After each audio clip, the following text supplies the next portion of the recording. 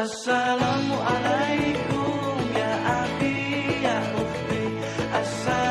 Assalamualaikum teman-teman. Kami dari kelompok 7 akan mempresentasikan tentang supervisi dalam administrasi pendidikan. Tolong disimak ya. Oke, langsung saja. Yang pertama itu ada pengertian supervisi administrasi pendidikan.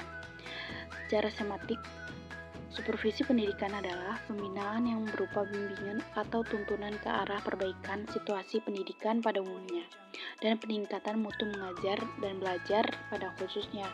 Secara etimologi, supervisi diambil dalam perkataan bahasa Inggris. Supervision artinya pengawasan di bidang pendidikan.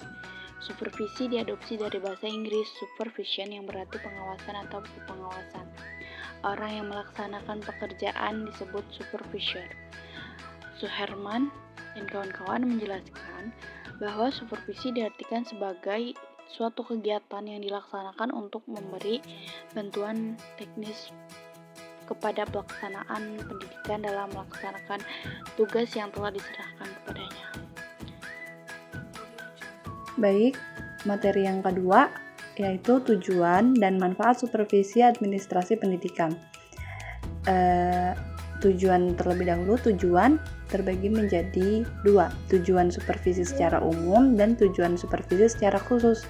Tujuan supervisi secara umum adalah memberikan bantuan teknis dan bimbingan kepada guru dan staf lain agar mampu meningkatkan kualitas kinerjanya.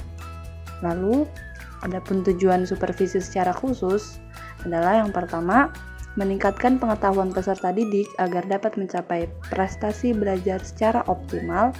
Yang kedua, meningkatkan mutu guru sehingga berhasil membantu dan membimbing peserta didik dalam mencapai prestasi belajar. Yang ketiga, meningkatkan keefektifan kurikulum sehingga berguna dan terlaksana dengan baik dalam proses pembelajaran. Yang keempat, meningkatkan pengelolaan sarana dan prasarana yang ada agar dimanfaatkan dengan baik. Yang kelima, meningkatkan kualitas pengelolaan sekolah, khususnya yang mendukung tercapainya suasana kerja yang optimal. Yang keenam, meningkatkan kualitas situasi sekolah sehingga tercipta suasana yang tenang, tentram, kondusif. Lalu, adapun manfaat supervisi pendidikan menurut Harahap yaitu yang pertama, dapat menemukan kegiatan yang sesuai dengan tujuan. Yang kedua, dapat menemukan kegiatan yang belum sesuai dengan tujuan. Yang ketiga, dapat memberikan keterangan tentang apa yang perlu dibenahi terlebih dahulu. Atau kita harus cari yang mana prioritasnya.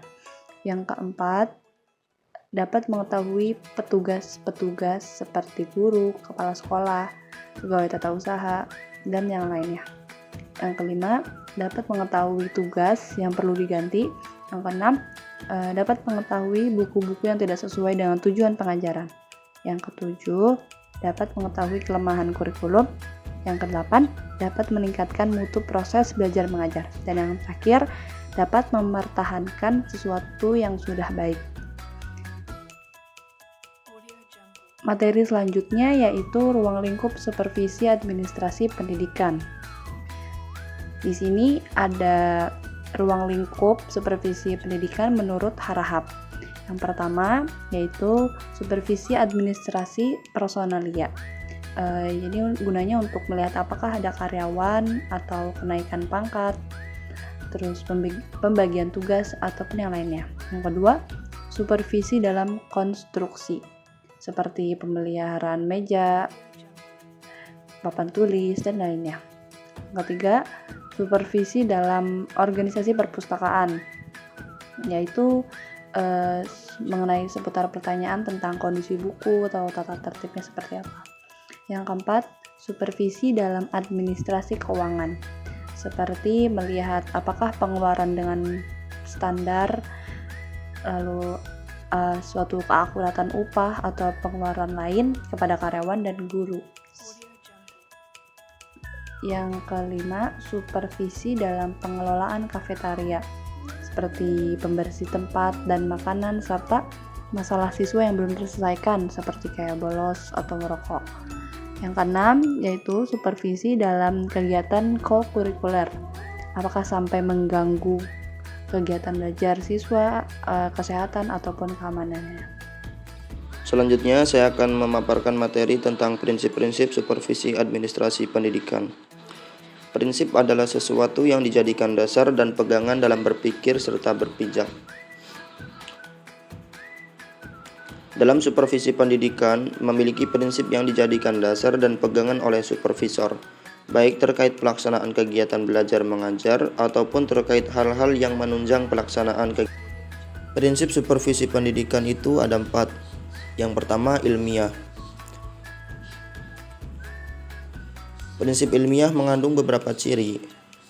Di antaranya itu dilaksanakan berdasarkan data objektif yang diperoleh dalam kenyataan pelaksanaan proses belajar mengajar. Dan juga setiap kegiatan supervisi dilakukan secara sistematis.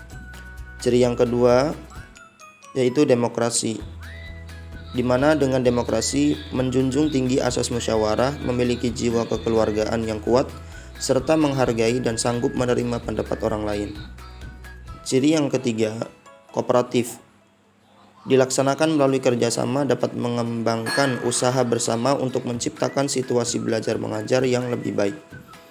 Dan ciri yang terakhir yaitu konstruktif dan kreatif, yaitu caranya dengan membina inisiatif guru serta mendorong untuk aktif dalam menciptakan situasi belajar mengajar yang lebih baik. Yang selanjutnya, kepala sekolah. Kepala sekolah sebagai supervisor, artinya kepala sekolah berfungsi sebagai pengawas, pengendali, pembina, pengarah dan pemberi contoh kepada para guru dan staf yang ada di sekolah. Salah satu hal yang terpenting bagi kepala sekolah sebagai supervisor adalah memahami tugas dan kedudukan karyawan-karyawan atau staf di sekolah yang dipimpinnya. Dengan demikian, kepala sekolah bukan hanya mengawasi karyawan dan guru yang sedang menjalani kegiatan, tetapi kepala sekolah juga membekali diri dengan pengetahuan dan pemahamannya yang luas tentang tugas dan fungsi stafnya, agar pengawasan dan pembinaan berjalan dengan baik dan tidak membingungkan. Di mana secara umum kegiatan atau usaha-usaha yang dapat dilakukan oleh kepala sekolah sesuai dengan fungsinya sebagai supervisor. Di antaranya adalah yang pertama, membangkitkan dan merangsang guru-guru dan pegawai sekolah di dalam menjalankan tugasnya masing-masing. Yang kedua, berusaha mengadakan dan melengkapi alat-alat perlengkapan sekolah, termasuk media instruksional yang diperlukan bagi kelancaran dan keberhasilan proses belajar mengajar. Yang selanjutnya, bersama guru-guru, berusaha mengembangkan, mencari, dan menggunakan metode-metode mengajar yang lebih sesuai dengan tuntunan kurikulum yang sedang berlaku.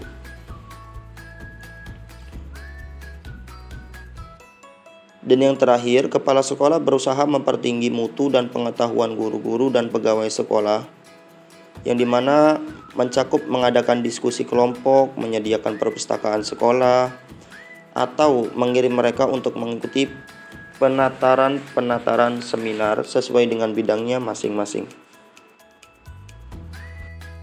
Terima kasih teman-teman yang sudah menyimak video pembelajaran kelompok kami.